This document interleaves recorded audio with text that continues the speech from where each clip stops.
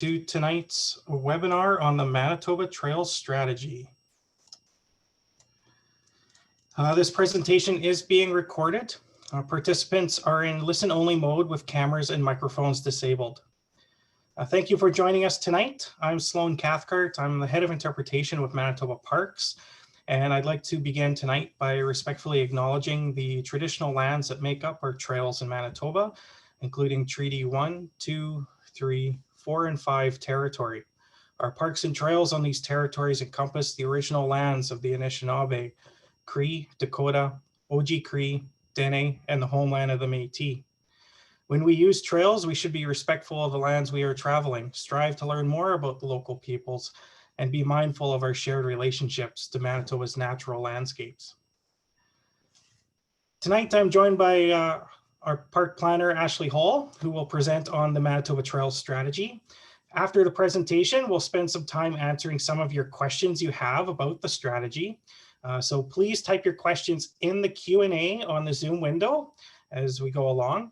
We know you may have questions about individual trails or parks, but we do kindly ask that you strive to keep your questions directly related to the Trails Strategy project, as that is what we're focused on here tonight.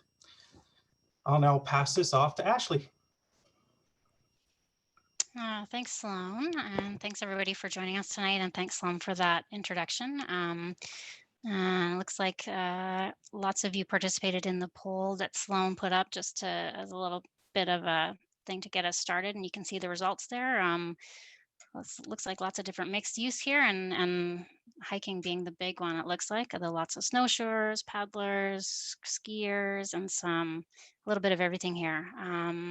Looking at the other questions, looks like for the question of before people use trails, well, again, a mixed results. And during the pandemic, looks like people are starting to use trails a bit more than before, so not a big surprise there. And then after the pandemic ends, do people think they'll continue to increase use of trails? And it looks like, yeah, lots of people do think they'll continue to frequently use trails, so that's great to see as well. All right, so we'll get going here. As Sloan said, my name's Ashley Hall, and I'm a park planner with Manitoba Conservation and Climate, and I'm one of the people working on the trail strategy. And we've got a presentation for you here, but actually just another poll question right to start us off. We've got a few of these sprinkled throughout, so I think Sloan will put that up probably right away, and then you can put your answer in. So did you use trails for recreation or leisure during the winter holidays? Just give it a minute for everybody to put their answers in and see what the results are.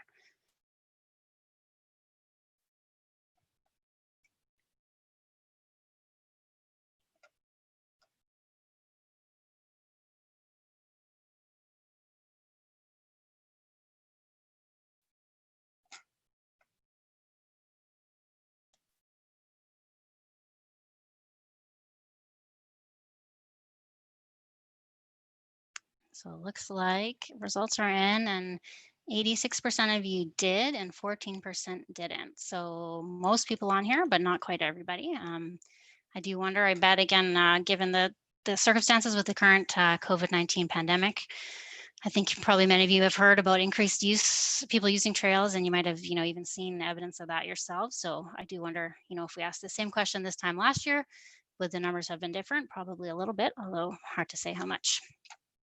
All right, so getting into the presentation here, if I can get the presentation to move along. There we go. So this screen just showing you a bit of an agenda for what I'm going to talk about today. We're going to just get into a little bit about the scope and goals of the trail strategy, what we're trying to achieve, and what we'll be considering as part of the process. Talk a little bit about Manitoba's trail network, overall process for preparing the strategy, and then how people can participate and provide their feedback. And then as Sloan said, at the end, we should have time for a few questions. So it looks like I can see people are already submitting their questions to the Q&A, so that's great. You can just keep those going and we'll try to get to them at the end.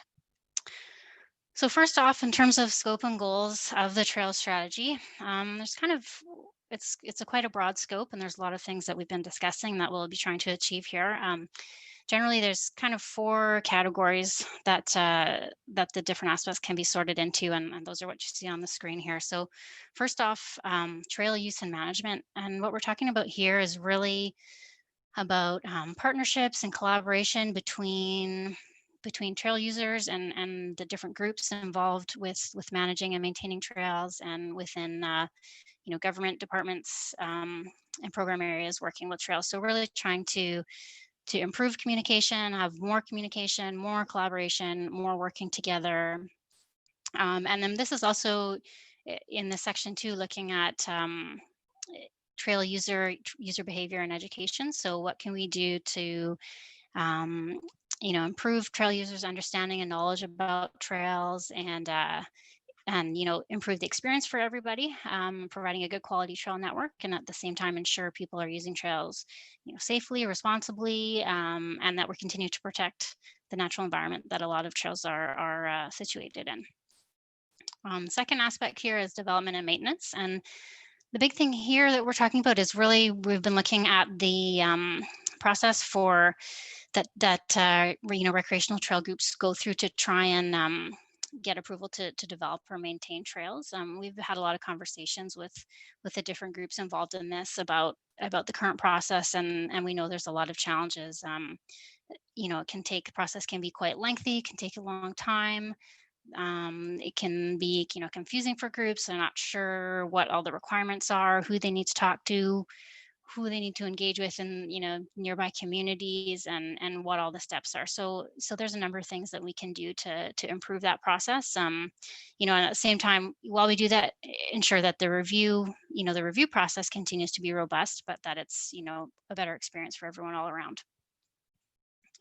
Third category here, as you see, is long-term sustainability. So really, when we use that word sustainability, like, there's a lot of different ways you can think of that. So first of all, environmental sustainability. Obviously, again, we want to just ensure that we continue to keep ecological integrity and ecological values in mind when we are making decisions and about trail approvals and trail planning processes. So continuing to keep that as a key factor, at least particularly for trails that are in natural areas. Then also sustainability in terms of financial sustainability. A big challenge that we know of for trails that are managed by nonprofit groups, financial costs associated with maintenance, those kinds of things can be a challenge. And so what can we do to improve the sustainability in that sense? And then lastly here, sustainability in terms of the people who are actually doing this work. So again, with lots of trail groups and volunteers having a big role in maintaining and managing trails, that's a super important part of the trail experience provided in Manitoba, and we want to ensure that we can keep that going. We know there's a lot of really hardworking volunteers out there working on trails, and some of them are getting older and they need people to step in and take their place. So people do this as a thing on the side. It's not, that's a lot of the time, most of the time, it's not their regular job. So we need to make sure that people can continue to do that and are supported in that work. And then the fourth category here, promotions and marketing. So as you might guess, that's looking at trails through a tourism lens, and what we can do to improve trails as a tourism draw in Manitoba. Obviously right now, the travel tourism situation is totally out of whack given the circumstances of the pandemic. But looking at ahead, once travel patterns start to get back to normal, there's a lot of improvements that can be made in terms of the trail tourism experience, and providing trail related amenities for tourists, and not only people from out of Manitoba, but even for Manitobans traveling within the province. I think a lot of times trails are part of the reason why people will choose to visit a particular part of the province. So what can we do to improve that? And that's not just trails themselves, but also related amenities like accommodations could be nearby, in nearby communities, or it could be on the trails themselves, camping facilities and those kinds of things, and all of those kinds of amenities that kind of are involved with the travel experience.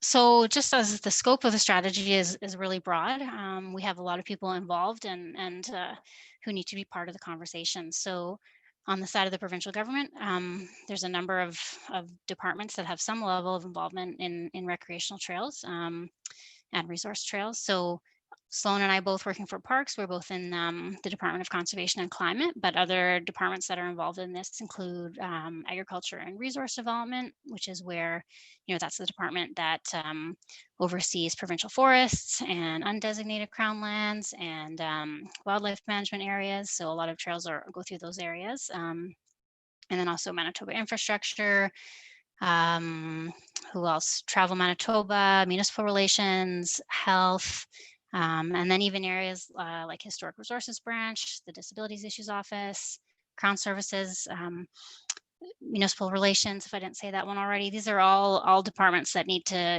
be part of the conversation to a certain extent.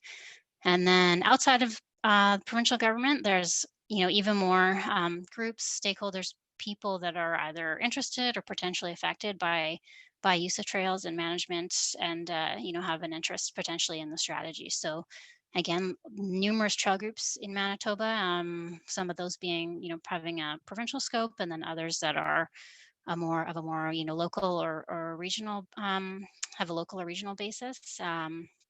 Of course, trail users. And when we talk about trail users, it's not only the recreational users, hiking, biking, snowmobiling, and all those activities, but also people using trails for resource-based purposes. So a lot of trails may be used by both, for recreation and for resource harvesting. So, we want to keep in mind people that are using trails for things like hunting and trapping.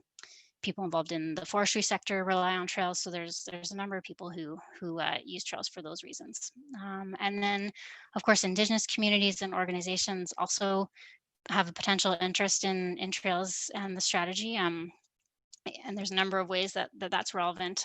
First of all, trail use can impact Indigenous use of lands used for traditional activities, like, again, hunting, trapping, gathering, and all of those types of activities. So it's important that that we recognize the need to engage with Indigenous communities when there are proposals for new trail developments. And then on the other hand, trails obviously provide benefits to Indigenous people living in First Nation communities, and both benefits for those citizens as well as potential, tourism and economic related opportunities.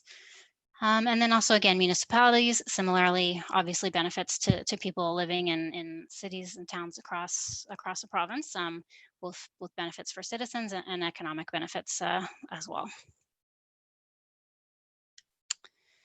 Now, an important question, you might be wondering, what is a trail? What are we talking about? What's in scope again? So again, here we're using really quite a broad definition. So when you think what is a trail, probably the first thing that comes to mind is whatever you like to do on trails. So that could be non-motorized activities, hiking, cycling, skiing, those kinds of things.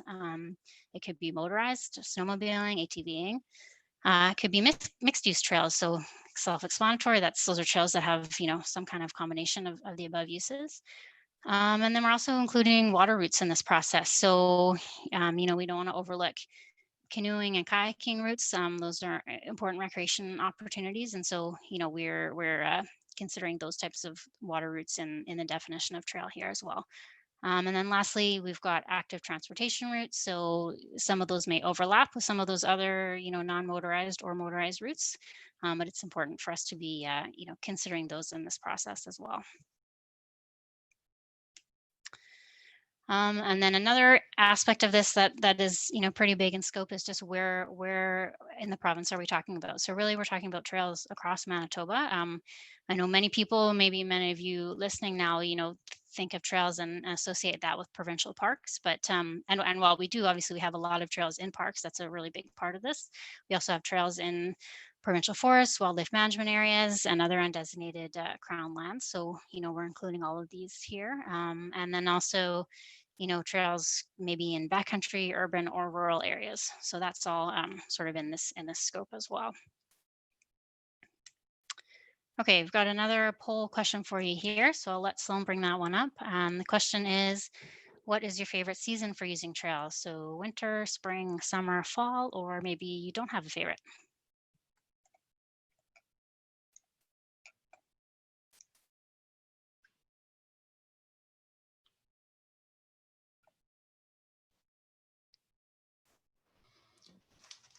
Yeah, and just a note, if you're watching this on a mobile device, you may have to tap on the poll button on the bottom of your screen to bring this up.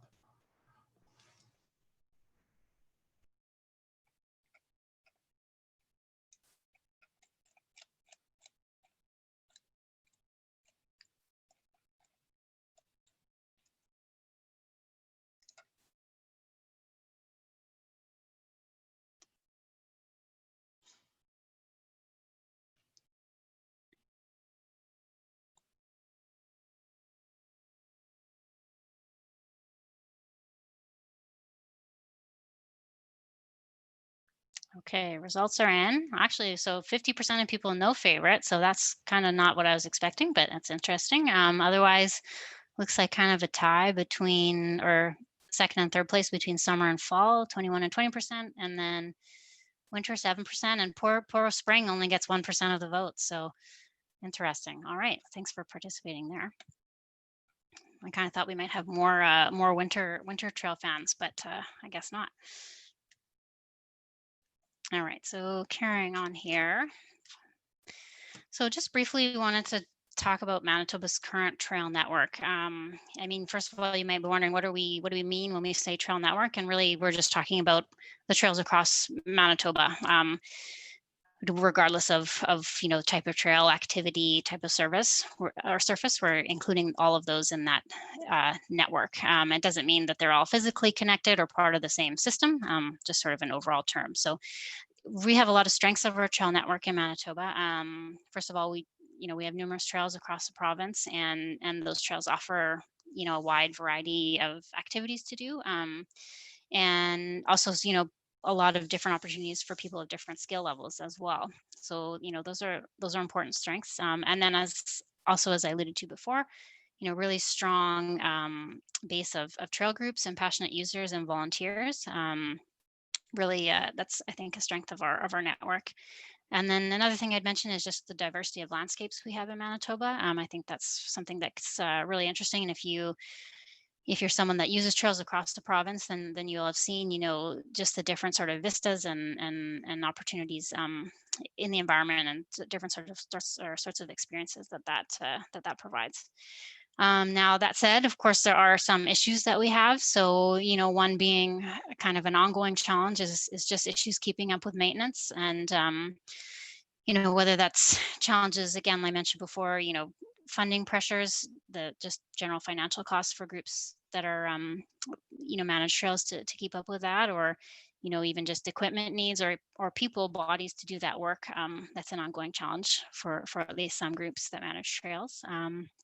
And then also another one to mention here is conflicts between different user groups. So this is something you might have experienced yourself when you've been out on the trails. And it's a big challenge. There's different, all kinds of conflicts happen really between all different activity types. So sometimes it could be people who want to use trails for motorized activities, ATVing and snowmobiling, versus people who want trails to have non-motorized. We can have some conflicts there. Also, a big one is walking on ski trails. I think I might have seen something about that in the Q&A already. That's always been an issue, and I think this year we're hearing about it even more, again, just with so many people being out using trails.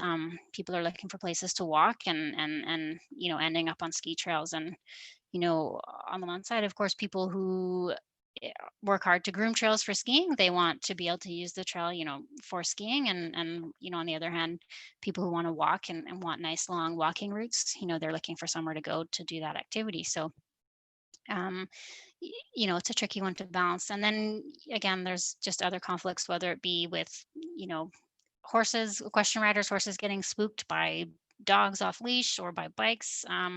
There's a variety of conflicts that happen, and this isn't an issue that's unique to Manitoba. These are things that happen everywhere that there are trails, which is pretty much everywhere. So it's not an easy, there's no easy fix.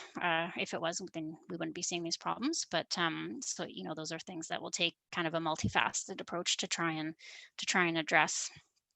And then the last thing I was going to just say for this is just to touch on the impact of the pandemic. Again, I think I mentioned And I think I said you might have seen, more people out and about using trails. That's definitely, been in the news periodically throughout the pandemic, just more people out using trails. And that's awesome. It's great that so many more people are finding out about trails and realizing that this is an activity they like to do, whether it's, just walking, or people are trying out skiing, snowshoeing, snowmobiling, whatever it is. That's great. And it's great for people to be getting that exercise and being outside.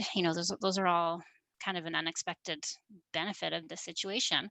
But then, of course, as a result of that, we've seen some of the more popular trails were quite crowded, especially, well, I say especially this summer, but even in the winter time, with the nice temperatures we've had, trails are being crowded. And that could be the trail itself, or even just, crowded parking areas.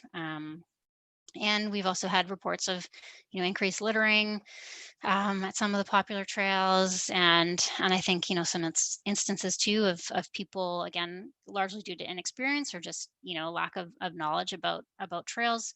People potentially being not quite prepared enough, or having the resources that they need before they're heading out on the trail. So, I mean, overall, great that people are getting more into trails, but it does mean, that we need to take steps to try and address some of those impacts. Okay, here's our last poll question for you.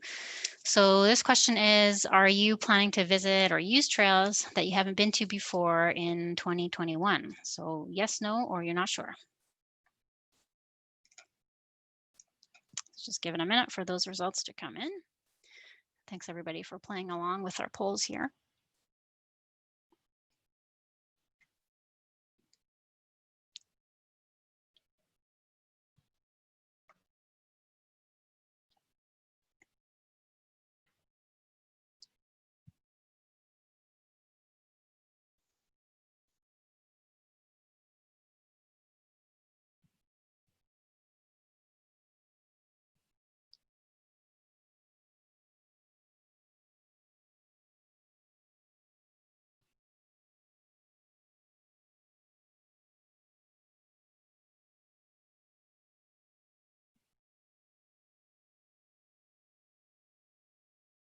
Okay, results are in. So 86% of you think yes, you will use trails you haven't been to before, 14% unsure, and 1% said no. So that is pretty much the result that I was expecting there. I know I'm in the yes crowd as well. And again, I think that's great to see. Great for people to be getting, having new experiences and visiting new places. But then again, that sort of illustrates the need to make sure that, we have information out there about trails so people know what to expect and how to be prepared, and, how long the trail is going to take them, and, if they can bring their kids or their dogs, or, all of those kinds of things. We need to make sure that that information is available to people.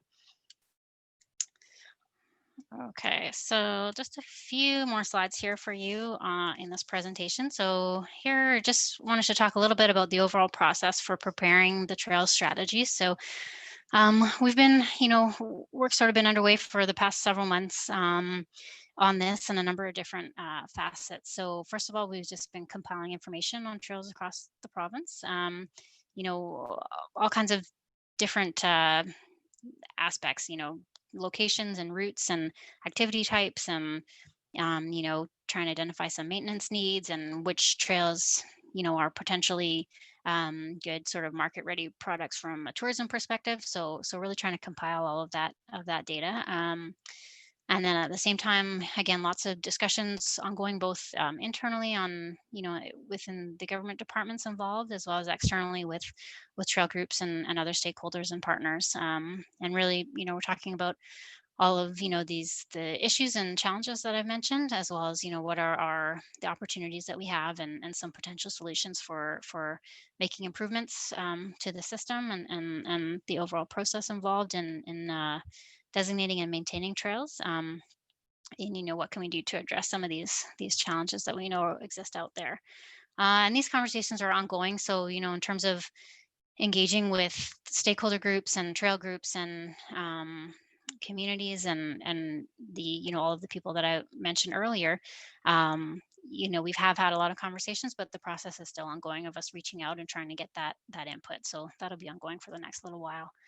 And then, of course, hopefully you're aware at this point that we have the public survey out right now. So that's open on the Engage MB site until next week, Friday, January 22nd. So if you haven't done the survey yet, please go to the site and make sure you do. We'll have the link up on the next slide. And if you have done the survey, then you'll have seen, there's a lot of we're asking a lot of questions there about, a number of different topics. So, we're trying to find out information about how people use trails, what they like to do on trails, what's important, to people when they're using trails, as well as, what kinds of facilities or amenities do people care about. And then also, finding out about what kinds of barriers or issues people might have faced, either preventing them to use trails or that, have affected their experience on trails. And then also, through the survey and the ideas tool that's on that page as well, generating just ideas about, again, how can we improve Manitoba's trails and the overall trail network and improve the experience and get people more involved, whether that's, with volunteering, trail groups, all those kinds of things, and increase sustainability overall. So once the survey closes, obviously, then we'll be doing work to analyze those results and then taking those results and combining that with all of the discussions and research that we've been having and continue to do, and putting that all together into to form a draft trail strategy. Eventually, once that draft strategy is ready, it'll be available for review. Again, that'll be on the Engage MB site. I don't know the exact date yet, hopefully in the springtime, but that's what we're aiming for. But we'll have to see how the timing works out. And then, of course, depending on the feedback we get to the draft, we'll make changes as we need to and come up with a final version. So in terms of how you can participate, again, number one thing, complete the survey if you haven't done it yet. Also share the survey with your friends, your colleagues, anyone you think might be interested in doing it. We're not only hoping to hear from people who are trail users and, heavily involved with trails. We also want to hear from people who aren't trail users, because it could be that they're not trail users because, well, maybe they'd like to be a trail user, but they just, they don't know where to go. They haven't tried it out yet. They feel they don't have the gear, or, whatever the case may be. Or maybe, people aren't using trails because of particular barriers that they face. So we'd like to hear from those people as well. And then I mentioned there's also, you can share your ideas. So not only there are some open-ended comments in the survey where you can share ideas, but also on the Engage MB site, we have an ideas tool there. So you can go in and post ideas. You can look at ideas other people have posted and comment on those or like those. And, tell us if you agree, disagree, whatever you think about a particular idea. And also, if you have already done the survey, you can't do it a second time, but you can continue to go in and add more ideas. So, I do encourage you, if you're someone who did the survey a few weeks ago, I encourage you to go back to the Engage MB site now and look at the ideas that have been posted and see, what you think, and if you have anything to add, or, again, if you want to agree or disagree with anything that's been suggested there. So here's the link to the trail strategy site. It's engagemb.ca/Manitoba Trail Strategy. You can also just go to the Engage MB homepage and you'll find a link to the trail strategy page through there. As I said, the survey closes January 22nd. So I do encourage you to make sure you get it done before then if you haven't yet.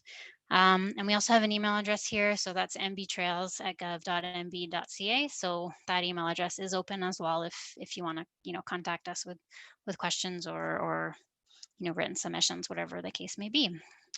And so that's the end of my presentation here. Thanks for taking the time to listen to what Sloan and I had to say tonight. And now I think I'll turn it over to Sloan to see if we can answer some of your questions. Yeah, we've got some time here to answer some questions, and there's some really good ones coming in. There's lots here. I've been typing some responses to some, and we'll mark some that we'll respond to live. The first one here. Is it possible to make a grant for volunteer run trails for trash cans and signage?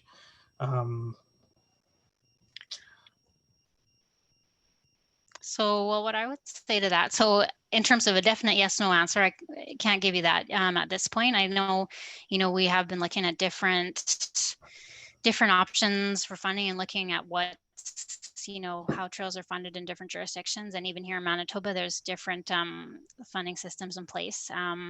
And there's also been some funding announcements over the last several months that are kind of relevant to that. Like there is Trails Manitoba grant program, which is a new program, and it's not specifically for garbage cans per se, but it is, there's a number of sort of trail related projects that potentially can be funded through there. So yeah, in terms of something specifically for those types of features or amenities, that's something that is a good idea to note anyway, and something that we can sort of look into further. Yeah, I would definitely recommend if you're part of a volunteer trail group to reach out to Trails Manitoba. They're the stewards of these new trail funding grants that have been established by the province through the Winnipeg Foundation. So check out their website. They've got lots of great information there, and it can help fund projects like that. Yes, so you mentioned this a little bit earlier, Ashley, but a question here. So we need more trails for walkers only. How can we make these without touching other trails that are groomed for other uses while reducing our footprint in ecological areas? Yeah, so that's an important question, and for sure a big issue for a lot of people. And I think it's good to note too, the, wanting to have those trails and not have the, negative environmental impacts by plunking new trails in everywhere. We don't want situations where, we have all these parallel trails running through an area and creating kind of spider webs, because that's not ideal circumstances for wildlife. So I think again, there's a few options to look at. It depending on where you are and yeah, the location. Some trails, is it possible to groom trails for multiple activities? That might work in some locations. And then there could be other areas where there are existing trails that just aren't groomed in the winter. So can we look at some of those, possibly for adding winter grooming to routes that already exist on the landscape? Can we groom certain, in certain areas, if whether it's a park or elsewhere, parking lot, trails through parking lots, or sort of not roadways that aren't really frequented in the wintertime. Those are some options. And again, it sort of depends on the area and what the options might be. Okay, lots of questions coming in here. Okay, so here's a question from Ron, who asks, with opportunities for activities that benefit mental and physical health being critical to a well-functioning society, why is the province considering charging user fees that will be a barrier for some and a disincentive for others? Right. So I wouldn't even really say that we're considering user fees. I know this is probably related to, there's a question in the survey. If you haven't seen the survey yet, there's a question in there asking about people's level of comfort with some different funding scenarios. So we use some examples again of some systems that exist here and also in other jurisdictions. So there's a few different things: trail system passes, trailhead, fees at trailheads, voluntary donations. So the question asks are a few of those, and then people are asked to rank sort of their level of comfort or lack of comfort with those options. So really, the reason we asked that question was generally just to get a understanding of people's level of support or lack of support for different options. And really, that's the basis there. So I wouldn't say we're considering adding or implementing user fees. Certainly, we definitely recognize that people's willingness to pay is there's a wide range there. So we definitely don't want to do anything that's going to introduce a new barrier to people or impact people's ability to access trails. Yeah, I think it's important to note that the trail strategy here is very much like a broad kind of guiding document for organizations, parks, municipalities, communities in the province for trails. It's not setting any rules or anything, so it should be a good way to look at all kinds of different ideas. Matthew asks, have you looked at the strategies used in other provinces that are successful in developing and maintaining trails? Ontario and BC come to mind. Yeah, so definitely we have looked at trail strategies from jurisdictions across Canada, including Ontario and BC, and looking at what ideas they have that might work here, and also some, there's some good ideas from certain areas in the US as well. So for sure, we're looking at all of those and seeing what we can borrow from and kind of copy here if it might work. A lot of the strategies are quite new, so there's not necessarily a lot of information out there yet about the success of particular initiatives, although where we can, we're reaching out to those jurisdictions too to try and get some information about what is working for them. I know BC is doing kind of in the middle of a review of their strategy, I think, so I'm not sure when the results of that will be out, but certainly it's relevant for us to keep an eye on and see what can work for us here for sure.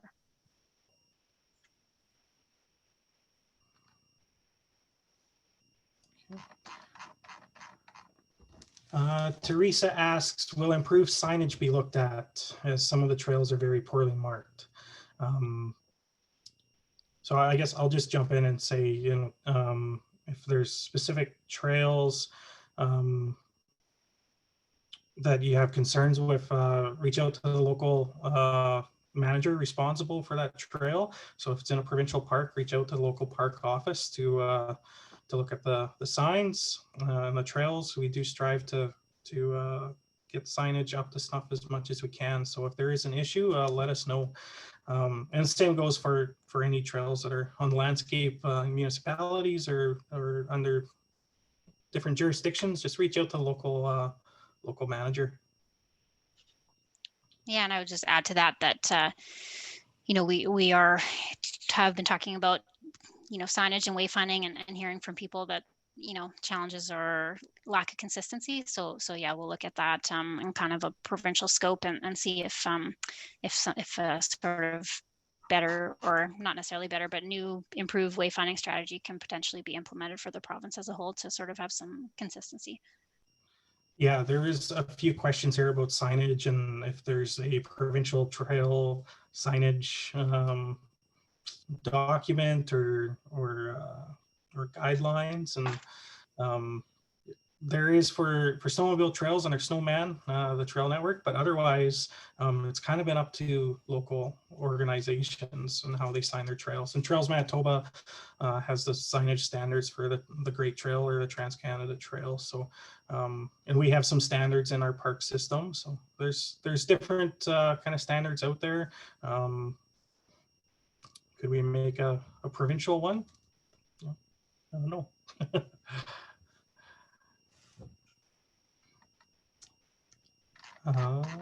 Let's see here.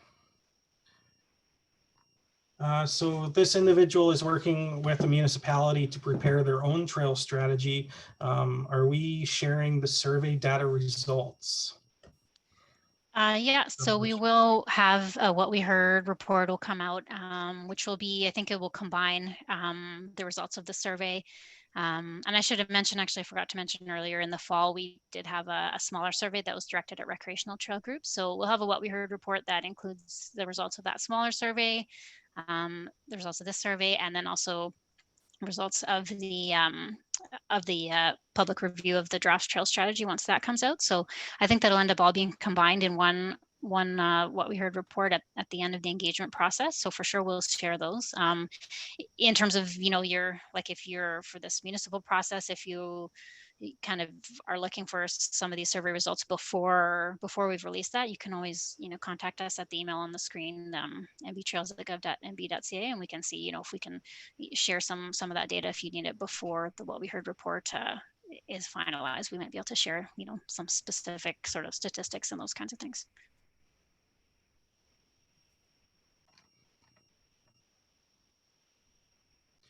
Okay. Casey asks, what is the process for deciding which trails are for multi-use or sport activity specific? Yeah, so I'll take that, and then Sloan can add to it after, because obviously Sloan's got the experience with our park trails. I think, it's a complicated question because it depends on a lot of factors. It depends on where the trail is situated and even how wide it can be. To groom for multi-use, potentially you need a wider trail. So do you have the space to do that? Does it work on the landscape, or in terms of the impacts to the environment? Is that something that can be accommodated or not? And then aside from trail width, there are certain activities that research and experience shows are compatible, and certain ones that are just not, whether it's due to often that's due to safety reasons. So I think there's research and experiences of other jurisdictions to look to for some of those answers, and to see, like I said, what's compatible, and then And then also, what sort of strategies to implement to, if it is a multi-use trail, how do you design it to try and reduce the impacts and reduce conflicts? Sloan, I don't know if you wanted to add to that, but. Yeah, for us in provincial parks, it's really we look at a few different things. It's the design of the trails. If they're wide enough, can they accommodate multiple uses? It's who's coming to the park. So we want to try to find trails that accommodate everybody in one way or another, whether it's shared trails or if they're narrower, shorter loops in a high use area such as like Birds Hill. We try to have designated trails for specific activities. It's all about managing the conflicts. Um, it's not such a big concern in the summer with hiking and mountain biking, and that's kind of the extent of the non-motorized travel. But in the wintertime, it gets very more complicated with different equipment, skiing and snowshoeing and fat biking and snowmobiling. There's requirements to kind of manage and provide safe opportunities for everyone. So there's no real set answer, I guess, to that. It's really dependent upon the landscape of the trails and who's coming to use the trail.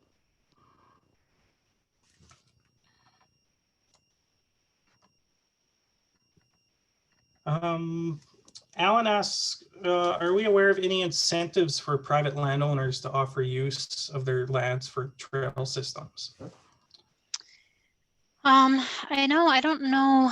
That's sort of something that we still need to look into more here. I know that's something that's been initiated in some other jurisdictions, either through trail strategies and or some sort of recent changes to legislation to try and provide some of those incentives. So yeah, they do. There are some options there. We haven't really delved too far into what might work here, but yeah, something for us to consider and look into more.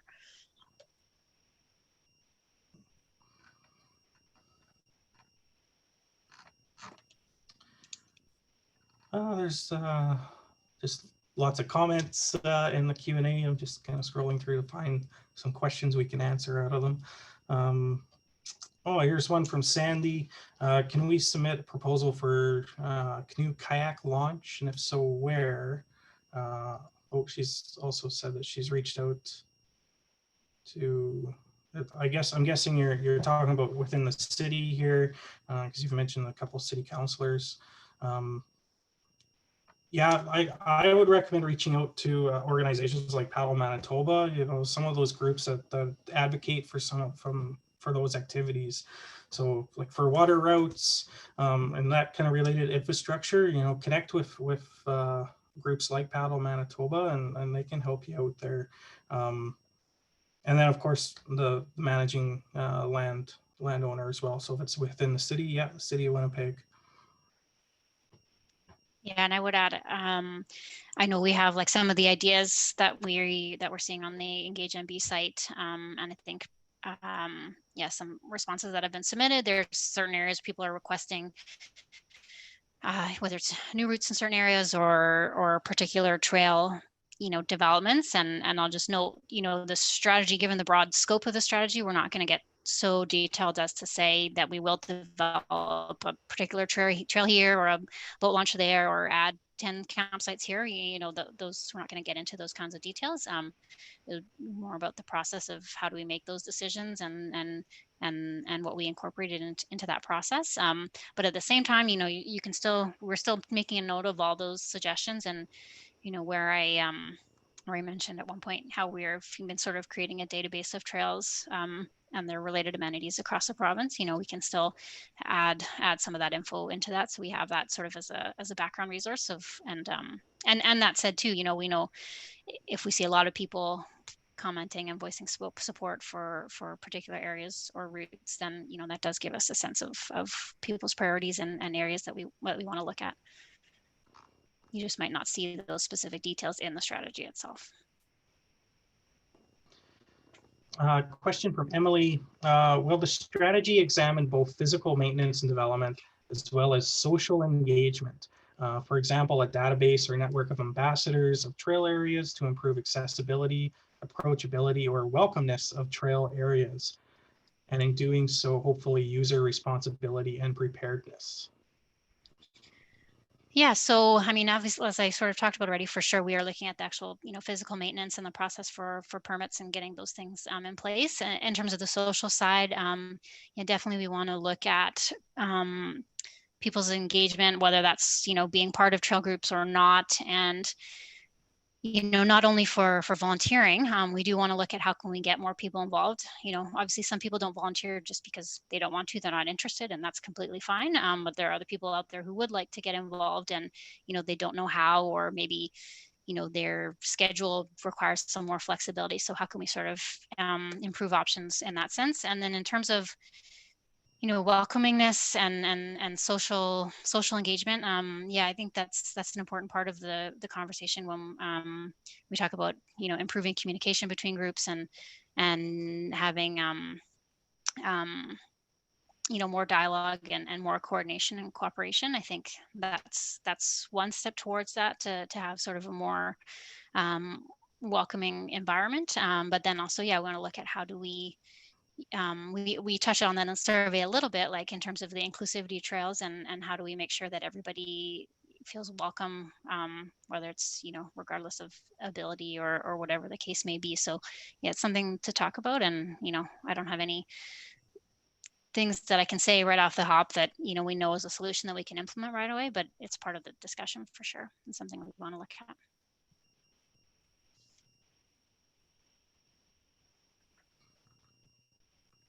Okay. There's lots of questions about creating new trails. Nopalming is mentioned a few times, a few other areas. So are we looking to designate areas for new trails with this strategy? Yeah, so again, we won't, in this strategy, we're not going to say, okay, we need a trail here, and sort of pinpoint any exact locations. I know for sure Nopalming comes up a lot as an area that's seeing more and more use, and lots, in some cases crowding. It can be hard to find a site on the canoe routes and those kind of things. So definitely we're aware of that. And definitely we know there's a big demand, especially for more backcountry routes, and some of those longer routes, whether it's just a long full day route or an overnight route. The Mantario obviously is a really, some of you may be familiar with the Mantario and the Whiteshell, and that's a really popular route. And again, this year, at least partially due to the pandemic, has seen even more people than ever. So we know we need a couple more Mantario type experiences in other locations of the province to try and provide people with more variety, and also sort of spread out some of that use. So while the strategy won't say where that's going to be developed, that type of decision needs its own process and its own review and engagement process to make those specific decisions. We do know that those kinds of things are desired, and we'll be looking to see where how we can add to those experiences.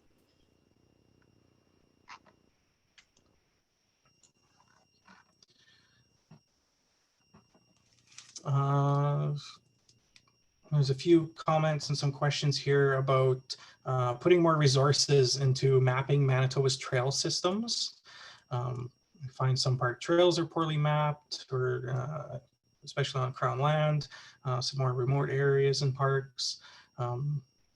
Is there going to be any efforts as part of the strategy to provide a central mapping for Manitoba trails? Yeah, so I think definitely we see the need for more of that information to be available to people, and that's part of what we've been compiling. Obviously, on the park side of things, we have data for the routes in parks, but we're trying to combine that with the data for trails that are outside of parks and bring that all into one location. And then in terms of making that available to the public, like, yeah, for sure, I think that would be a big benefit to people, and it's something that people would like to see. I know there are a few different mobile apps that people use already, like All Trails and Trail Forks and a few other ones.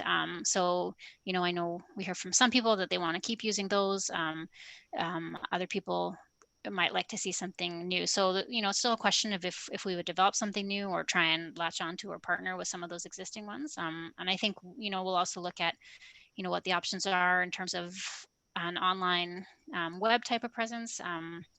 Someone earlier mentioned the trail strategies for BC and Ontario, and those two jurisdictions. I think it's those two have really great trails websites where you can go online and just get awesome information about trails, including the routes and maps, and as well as all the other details like level of difficulty and surface, and if there's a trail group that manages it, connections to the trail group, and maybe opportunities to make donations to that group if that's a system that's set up. So I think we will look at that and what we can do to kind of get more modern in that respect. And again, I don't know.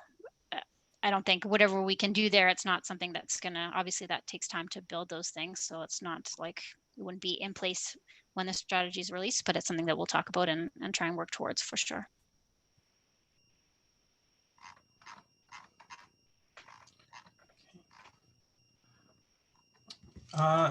Any plans to limit congestion on trails, such as quotas or booking systems? Yeah, that's a tough one. I mean, there's no immediate plans of anything that we're doing right away. I know that for sure. We will, have to look at, some people have suggested reservation systems for certain busy areas. And that's something, at least in parks, where for some of the backcountry routes, that's a question that's been kind of in the works for a while to address some of the busier sites, again, particularly backcountry. And again, Nopaming comes to mind for those of you who know Nopaming. So no, nothing in planned or decided yet, but for sure something to consider for the busier areas. And I know, we have to look at the benefits and how can you, if we're going to implement that, then what do we need to do to make sure it's effective? So, some people are in favor of reservation for backcountry sites and some people aren't. So it's that's lots of factors to consider, but yeah, something we'll be thinking about anyway, but can't say for sure yet.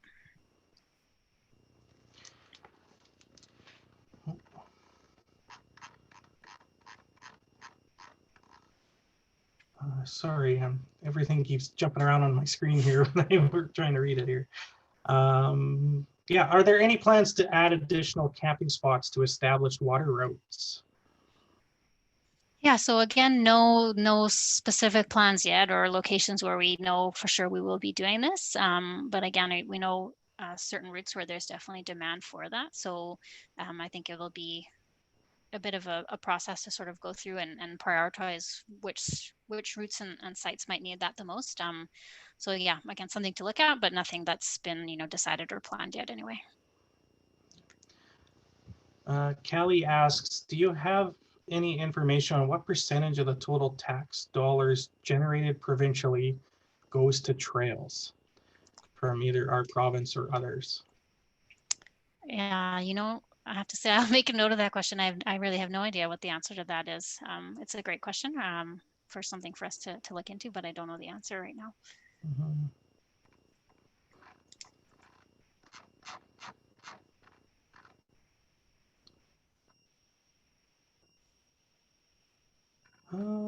Okay, time for just a couple more questions here.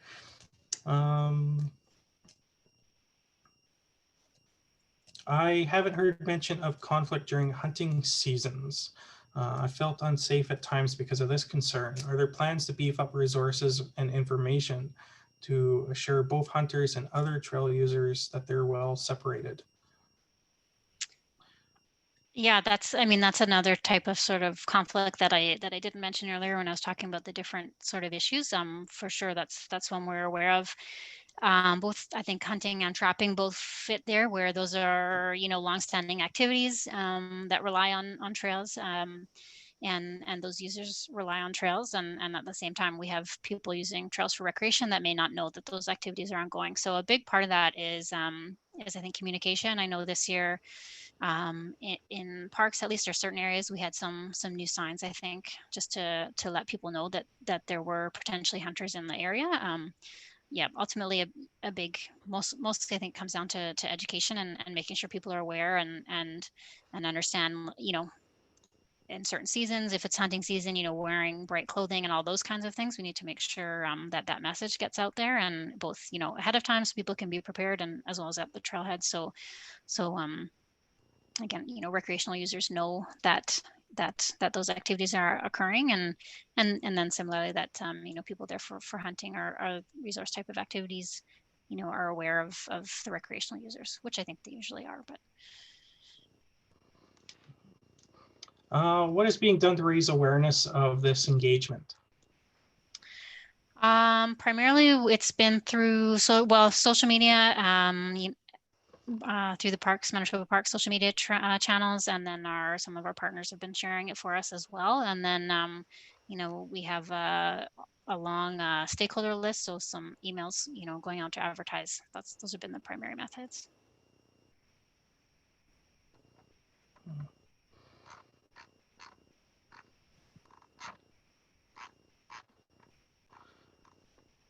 So there's been a couple comments here about the provincial park strategy, and is this trail strategy coordinated with the park strategy?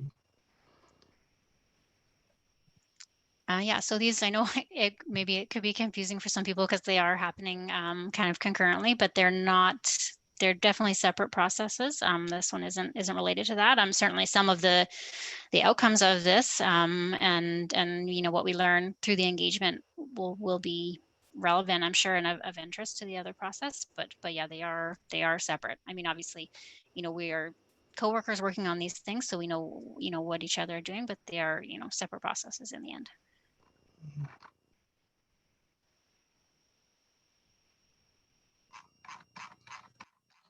Let's see if I can find one more question in here. You mentioned the draft trail strategy will be available this spring. How will we know when it is available for comment, and how long will we have to submit comments?